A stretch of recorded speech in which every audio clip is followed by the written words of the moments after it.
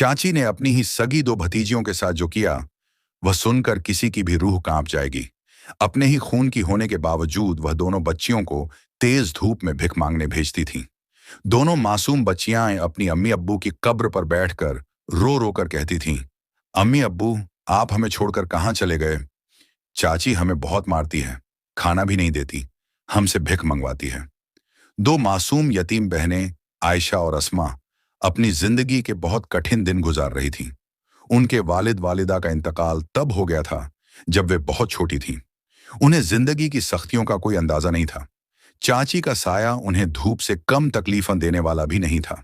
सहारा देने के बजाय चाची ने उन्हें अपनी नौकरानी बना लिया था। वह उन्हें पाल नहीं रही थी, बल्कि उनकी यतीमी और लाचारी का फायदा उठा रही थी। हर सुबह फज्र की अजान के साथ ही असमा और आयशा की आंख चाची की कठोर आवाज पर खुलती। उठो, पड़ी क्या रहती हो, दोनों काम कौन करेगा? पूरा दिन बहनें, जो अभी गुड़ियों से खेलने की उम्र में थीं, घर के भारी भरकम कामों में लगी रहती। झाड़ू, पोछा, बर्तन, कपड़े, इनके नन्हे हाथ मेहनत से सख्त हो चुके थे। पर इतनी मेहनत करने के बाद भी उन्हें पेट भर खाना नहीं मिलता।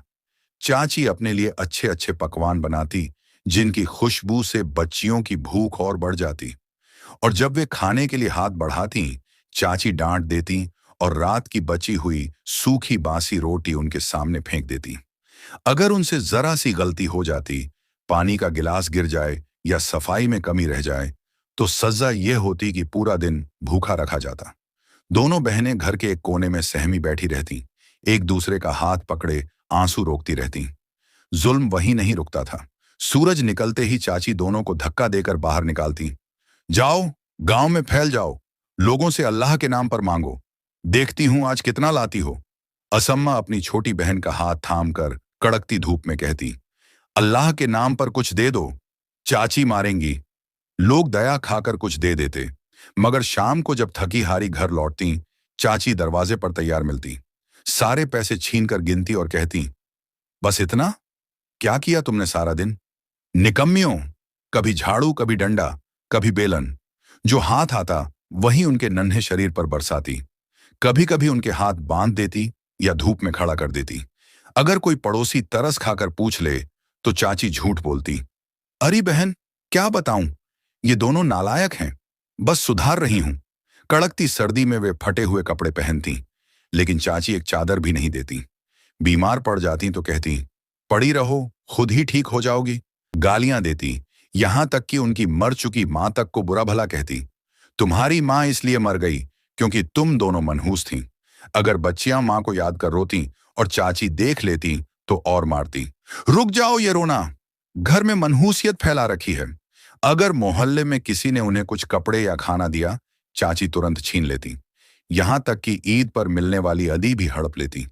एक दिन कयामत जैसी बारिश हो रही थी, गली कूचे पानी में डूब रहे थे, पर चाची को एक बार भी रहम नहीं आया। उसने बच्चियों को बारिश में धक्का देकर बाहर निकाला। जाओ, आज ज्यादा मिलेगा, शाम तक पैसे लाना। बारिश में भीगकर छोटी आयशा को तेज बुखार हो गया। वह कांप रही थी। असमा घबरा गई और किसी तरह उसे घर खींच लाई। चाची, आयशा को देखिए, इसका शरीर जल रहा है, अल्लाह के वास्ते कुछ पैसे दे दें, मैं दवा ले आऊं। चाची गुस्से में बाहर आई और अस्मा को थप्पड़ मारकर बोली, पैसे नहीं हैं, ड्रामा बंद करो, मर भी गई तो क्या, एक बोझ कम होगा। यह सुनकर अस्मा का दिल फट गया।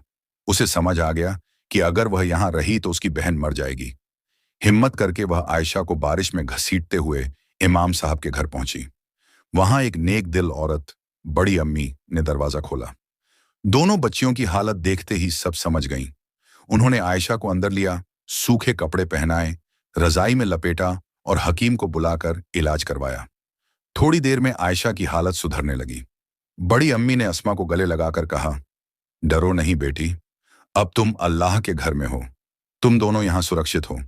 अगली सुबह बड़ी अम्मी चाची के घर गईं।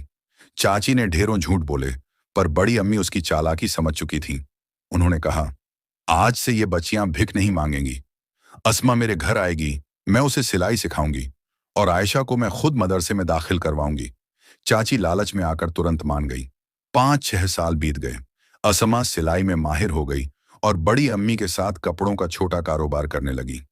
आयशा पढ़ी लिखी समझदार लड़की बन गई, लेकिन चाची का लालच कम नहीं हुआ।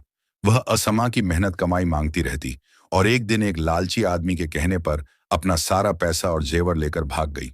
पर उस आदमी ने उसे धोखा दे दिया और सब लेकर गायब हो गया। चाची का घर बिक गया। वह कब्रिस्तान के पास रहने लगी और खुद भिख मांगने लगी। एक दिन अस्मा और आयशा अपने अम्मी अब्बू की कब्र पर फातिहा पढ़ने गईं। वहां उन्होंने चाची को देखा और पहचान लिया। दोनों बहनों ने उसे पैसे दिए।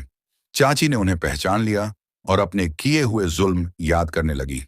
कुछ दिन बाद चाची की लाश कब्रों के बीच पड़ी मिली। लोगों ने उसे लावारिस समझकर दफना दिया। बेशक अल्लाह की लाठी बेआवाज होती है, और